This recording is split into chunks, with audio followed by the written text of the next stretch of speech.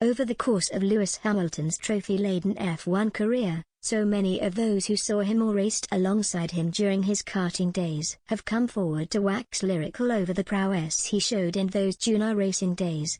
It was clear from an early age that this young man from Stevenage was destined for something special within the motorsport world.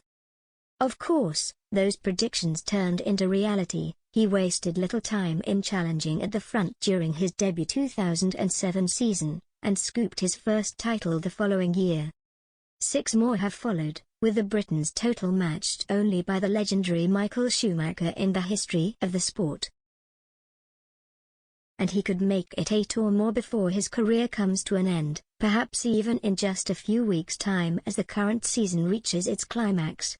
Footage has recently surfaced of his time in karting which shows his incredible talent and one of the many reasons why he has managed to be so successful in motorsport. The race, from 1998, was in the Formula Junior Intercontinental Championship, with a 13-year-old Hamilton taking part. He's easy to spot throughout as his car is adorned with his famous number 44, not to mention he is by far the fastest out there. But he had it all to do in this particular race, starting from the very back of the grid with the whole field to navigate through if he was to be the first to take the checkered flag.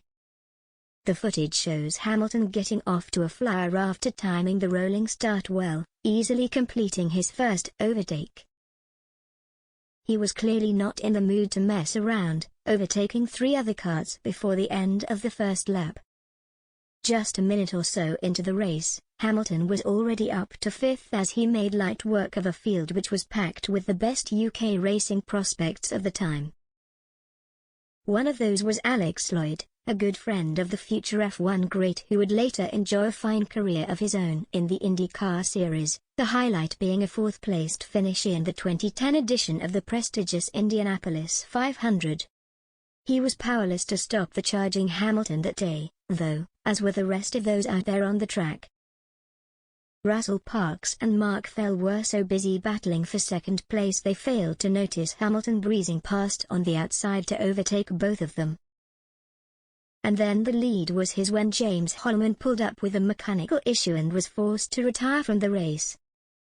Such was the imperious form he was in, there was no way Hamilton was going to surrender that position and went on to record a magnificent last-to-first victory.